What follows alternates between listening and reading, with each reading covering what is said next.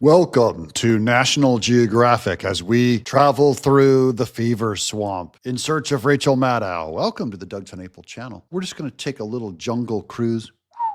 Hope you don't get malaria. Wear a mosquito net. My assistant Jim over there will protect us as he wrestles that gator here's. Welcome to the Doug Tenapel channel. This is Rachel Maddow. Today they also caused chaos across all 50 states of this country by just announcing that they were stopping all the things the government does, all the things the government funds. Oh, can you imagine all the things the government funds on those trillions of dollars they spend? Yes, they were stopped. And Rachel Maddow and Democrats are in mourning. The government does too much. And so we knew this tantrum was coming. And you could see it, the effects of this ripple out across the country. Columbus, Ohio, Columbus Dispatch. Millions in funding at risk as Columbus nonprofits scramble to deal with Trump pause. The Oregon Capitol Chronicle. Oregon officials scrambling to respond to Trump order freezing many federal funds. In Alaska, the Anchorage Daily News. Catastrophic for a state like ours. Alaska governments and nonprofits react to federal grant funding freeze. Florida, the Miami Herald. Confusion in Miami over federal grant freeze. Channel 10 in Miami-Dade County. Miami-Dade officials very concerned about federal funding freeze. Idaho grant recipients scrambling for clarity after federal freeze. Nebraska officials assessing impact of very concerning Trump funding freeze order. Illinois shut out of Medicaid as Trump enacts temporary freeze on federal funds. Trump order puts $700 million in grants on pause for Louisiana schools. Maine housing authorities can't access funds. That sounds like a real good start. She could go on and on. There's millions of things the government does with money that she could just keep going on and on, making Trump's point. You spend too much, you waste too much. They never talk about the studies of sewing baby deer together and studying them and weird stuff like that. No, it's not that. It's always like grandma, needs food. That's the emotional argument. And Trump's made sure that people know there's a carve out for all the stuff that has to get done. And they're going to look at these things that they cut and they're going to bring them again on a case-by-case basis when they realize that there isn't a bunch of waste, that there isn't just a bunch of DEI waste. And I mean hundreds of billions of dollars going to a diversity, equity, and inclusion manager and zero going to what they're claiming they're taking their money for, like feeding children. And by the way, some of these other charities, they won't mention this on this show, but some of them are actively involved in trafficking children, and they're being defunded. Now, Rachel Maddow won't mention that, of course, because it cuts an emotional argument against her case. I'm with her on board with stuff the government has to take care of. Yeah, we need to offline those, bring those back online and make sure that they're reformed and the money is correctly going into the programs and not these pork, artificial, woke agendas. So the bad news is bad, right? This is them dismantling the government. And it's not because they think there's a nice, smaller government in there somewhere that they're trying to find. This is them dismantling and trying to get rid of the American system of government. Okay, what does she think is the American system of government? This is just one of the things that they cut. DOGE and OMB also found that there was about to be 50 million taxpayer dollars that went out the door to fund condoms in Gaza. Levitt said, "This is a preposterous waste of taxpayer money, so that's what this pause is focused on," Rachel Maddow, being good stewards of tax dollars. Now, Rachel Maddow, maybe her form of government is different than ours. When she says that defunding condoms to Gaza, I could make a joke about goats here, but I'll refrain. Just imagine there's waste programs way beyond this, way beyond this. Can't we all agree that we're going to close down those and not essential services? The good news is they're not all that good at this. And we saw that today in the inexplicable, unlawyered, clumsy language of this two-page order to stop all federal funding. That order directed, for example, that the Green New Deal funding must stop.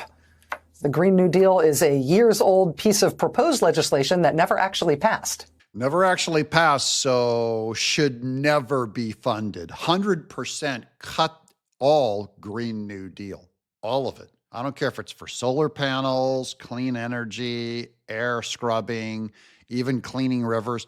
Cut it first, and then let's see what we could build back and rework, because this stuff is blood. By the way, pretty soon, I got news for Rachel Maddow. Pretty soon, you're not going to have a choice at what gets cut, because your government's just going to go insolvent. You're not going to be able to pay it because the money won't be there.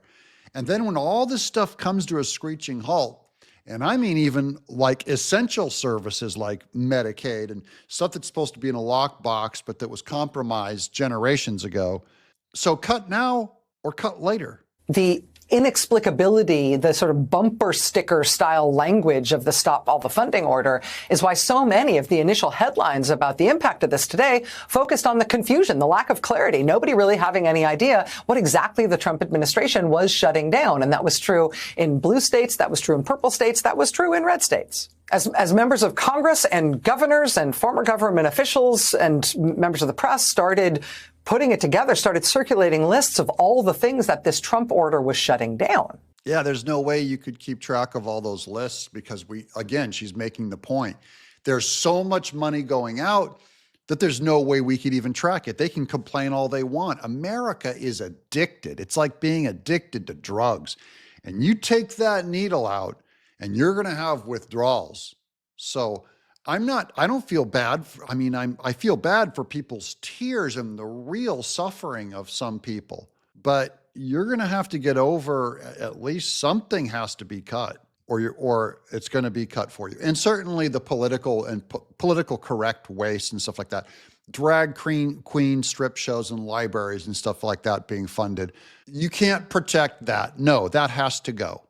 And someone's heart's going to be broken. Some drag queen that was going to get paid to do it at some event is going to go, where's my job being a drag queen? Well, some things the government, we're going to have to draw a line and say that's not an essential service. Look, I'm in the arts. Okay, if you want to cut the National Endowment of the Arts, go for it. I don't want to. I like funding the arts. But if you have to, everyone's got to give up something. Shut down the government. By the way, what's the government?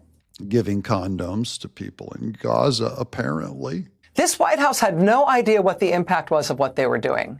And so they spent all day taking more and more and more of it back as people told them what they had just done and pushed back hard. Later in the day, they put out a new directive insisting, oh, no, we didn't mean food stamps. SNAP isn't being stopped. Oh, we didn't mean that. Oh, and neither are funds for small businesses and funds for farmers and Pell Grants and Head Start and rental assistance, quote, and other similar programs. Anything that sounds good that people might get mad about, we didn't mean that. We just meant government, which sucks, right? We didn't mean all the stuff that people use and like and need. I don't care about what you like. I do care about what you need, and I don't care about what you use. Government should only be there for needs, bottom line, absolute needs, and everything else should be cut. I think it's a much better strategy to cut everything and then offline what is bring back online what is justified. The bad news is they are trying to delete the government. They are trying to get rid of all federal employees, just throwing a brick through the window on everything the government does. Their aims appear to be as bad or worse than anybody predicted or imagined, even after they picked J.D. Vance. Now that's just a cheap shot. J.D. Vance is awesome, but her definition of government is just basically a giant welfare program. The government's just here. You don't have to do anything, you're just going to get it paid for. That's their definition, because when Trump cuts it all, she goes, you just removed all of government. That's not what a government is, Rachel. And that there is loud and outraged pushback, and it is pushing them back. The pushback is happening all across the country, red states and blue states. We are about to see the impact of that in Washington. Democrats in the House today called an in-person emergency all-hands-on-deck in Washington meeting tomorrow to plan a response that they say includes not just legislation and communication, but also litigation. That emergency all-hands-on-deck meeting today called by Hakeem Jeffries, the Democratic leader in the House. Okay, so that's not all of government. That's the Democrats. Hakeem Jeffries. Out of power, all hands on deck, do your worst. We already knew that. This is what the opposition party is supposed to do. And Trump and his team absolutely have to weather this and buck it. And a lot of people are going to go, where's my government check? Doesn't affect Medicaid, doesn't affect Medicare, Social Security, food stamps. It doesn't affect it. They already said it doesn't. So Rachel Maddow, some of this is disinformation. It does mean that there's going to be some needs and some things that people really, really want, really find useful. Maybe Pell Grants or Cal Grants. I don't know what's going to be cut from our grant program, but it's entirely possible there might be scientific grants locked up. You never know. It is illegal for Trump to have fired the inspectors general from all those agencies the way that he did. All of those things are actually contrary to law. But in this administration, what are they trying to do? Delete the government and install a national CEO, aka dictator. We're back on dictators. Thank you, Rachel Maddow. I didn't see that coming. Wait, now he's really, really a dictator. Before we were just kidding, but now he's doing the dictator thing. So him acting in ways that are contrary to law, they see that as a feature, not a bug, right? They want to demonstrate that he does not have to follow the law. Because after all, we are deleting the U.S. government and replacing it with something else. Hopefully we're replacing it with Project 2025, Rachel. I'll finish your sentence for you. They think we're going to get over our dictator phobia and go along with it. Actually, I don't think you're going to get over your dictator phobia ever. Turns out we're not going along with it. Not in the courts, not in the Congress, not in the Senate, not in the states, not in the press, and ultimately, I think not in the streets.